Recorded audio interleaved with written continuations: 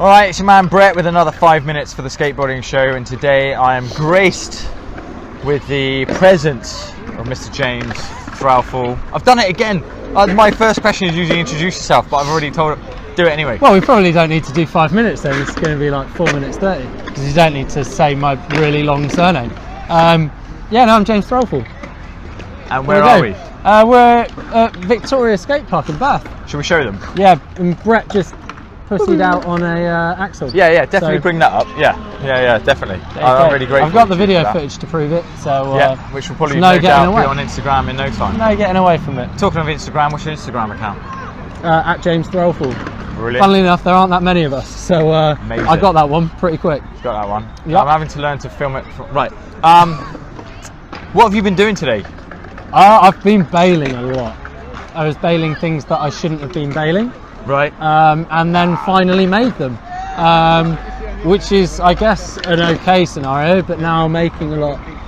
Right, okay. Because I fell on my face. And you were filming for something, weren't you? Is there anything in particular? So I'm filming a new video part at the moment, and then we tried to get a few clips in before it went dark for doing like a little Thieves social media commercial to be like, ride these trucks. Because they is good trucks. They are good Who trucks. are your sponsors at the moment? Element, Mini Rig, Skate Warehouse, Thieve, and Modus. Okay, cool. There we go. So you got most things sorted out there. You haven't got any free shoes though yet, No. at the moment. Hit me up. Brother up. Holler at your boy. Are you you're sort of relatively close-ish to Bath, aren't you? Yeah, Sort I of kind of grew up here with the metal vert ramp and met Coach Mapstone quite early on. Nice. Yeah, so that is a real coach to have. Coach Mapstone really was a coach when I was younger, pretty much. I used to come and skate the vert ramp, and so my whole thing was like I skated park, and I really liked transition, and like the whole thing would be come to skate Bath, and like if anyone's seen like the old stuff, there was like the little spine ramp, yeah, and then you went up a notch to the midi ramp. It was like beginner, intermediate, like pro vert ramp at the end.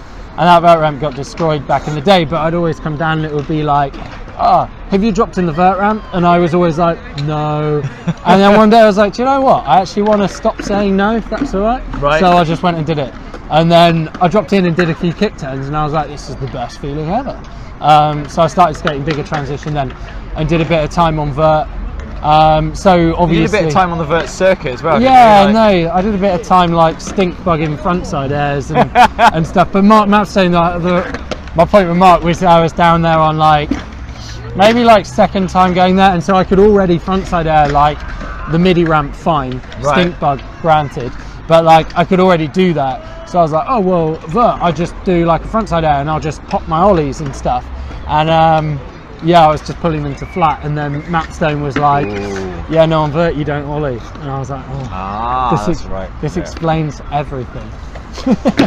So yeah, I used to come down here every weekend pretty much, because I grew up in Melksham. Well, we had like a good park for the time. We've now got a way better park. If you haven't been and seen Melksham Skate Park, it's called Fifth Skate Park, have a look. Oh yeah, no, I've seen that on your social media. Dude, it's amazing, I love that place. But yeah, like, so I'd skate that park through the week, and then on the weekends when I had more time, I'd get the bus over, and we'd hit vert. So I skated here a lot, yeah. That was a really long-winded way of telling you that, yes, I did grow up in Bath. What do you make of this conversion from metal park to concrete park? I think it's wicked. It's not everyone's cup of tea, because do you know what, like the bowl was, the way it was kind of built was that it was going to be the vert ramp transitions, and it's definitely not. But what it's done is kind of almost created, like, you see, we're seeing kind of less vert contests. Like, it's amazing the UK Vert Series guys are kind of holding down vert in the UK, and that's, I think, part and parcel is to why like there's so many UK vert skaters, because there's so much going on. Where you look in other countries and there aren't that many vert contests, but a lot of like the big scale stuff, like you've got Vans Park Series and things. And so, you know, having a bowl which is of like an international standard, it is more like a tighter vert bowl than like a vert ramp. Do you know what I mean? So I get, for the guys that wanted to skate a vert ramp that like to slightly mellower transition, I can understand why you might be a bit bummed that that's not there anymore. yeah, I think it is. It's different, but I still really like it. Every now and then I would like to skate the old vert again. Do you know what I mean?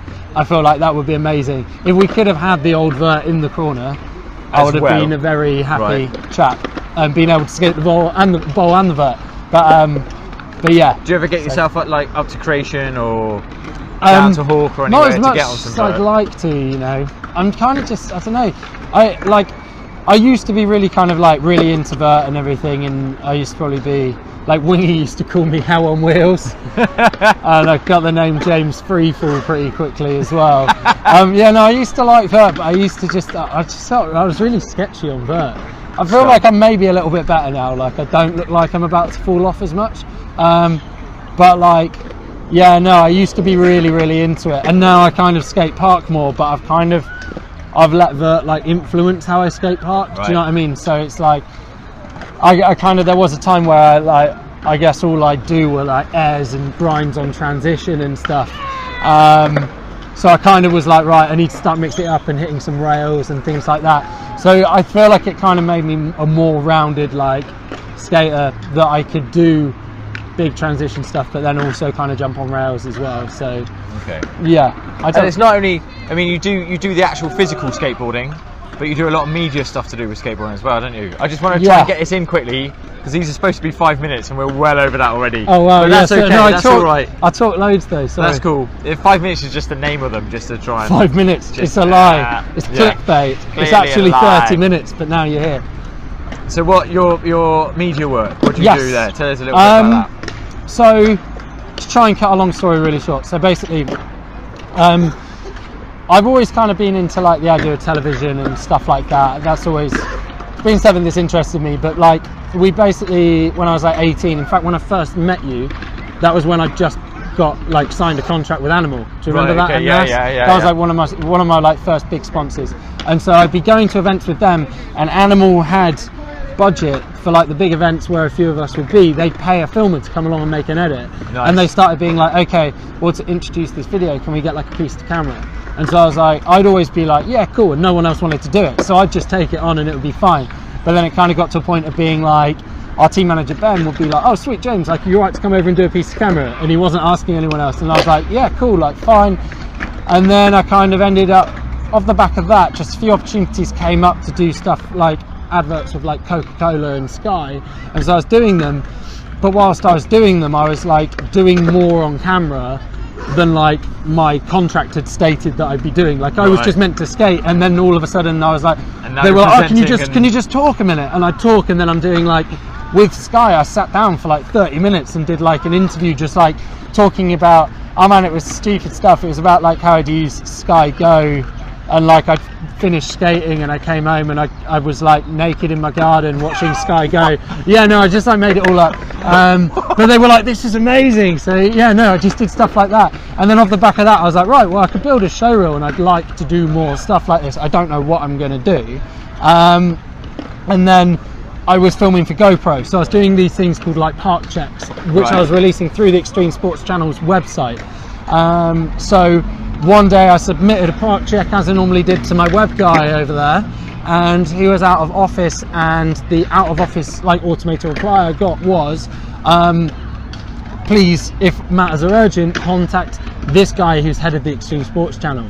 And so I was like, oh, okay. You were like, yeah. So I emailed him saying like, look, it would be really cool to do some stuff, and he was like, yeah, sweet, like let's make some original content around skating. And he was like, you know, it needs to be more narrative than just like we're going to a contest and watching a contest. But he was like, yeah, it'd be really cool. Like if an idea comes up, I'll let you know. And I'd be chasing it and chasing it. I was chasing it for like 2 years, and it got to a point where I was like, do you know what? This guy's managing the whole channel. He's not just sitting thinking of ideas. Yeah, right. I'm like, I need to go to him with an idea. So I went to him with an idea, which then became Now Boarding. Right. So that was my first full TV series. So yeah, that's kind of like a shortened version, but still about 3 minutes long. Sorry, Brett. Of kind of how I ended up doing all the media stuff, and then I've ended up doing things with like Red Bull, and perhaps we'll call this one 10 minutes, 10 5 minutes. Yeah, it's cooler. I like now it. We've got a piece coming out with BBC 3, which is on the down low. but not so on the down low now. Is this a skateboarding show exclusive? You telling me this? Because this is going to go up like yeah, ASAP. I think I actually, no one knows that. Working on a piece there, but yeah, I'll keep that one under wraps just in case I get in trouble for saying we're working on something. But yeah, no, it's cool. It's cool. Cool, good man, good. Always a pleasure speaking with you. I feel like that was just Always me, like, no, here's it's good. everything I do. I like that. That's what I want. It's 10 minutes of my life. And this is why This is why I say at the end a couple of things. One of the major thing is I'm here trying to ask real questions of real skateboarders in real skate spots like Bath Skate Park, like we are now. Yep. With strictly no editing, because not everybody wants a load of fancy, overly edited, fluffy stuff. You know, Exactly. this is the reality of what happens. Exactly. We sit, we talk, we film. I quite like the 10 minutes behind the camera and then we literally walk over the road and get a beer. Go into not for boozer. Brett, not for Brett. Strictly Sober no beer. Brett. So thank you. Thanks for your time. Cheers, mate. Thanks for a nice session today. That was cool. Mate, we'll get that actually next time. We're gonna get it. We're gonna get it one way or the other. Sweet. Right. Say goodbye. Bye. See you later.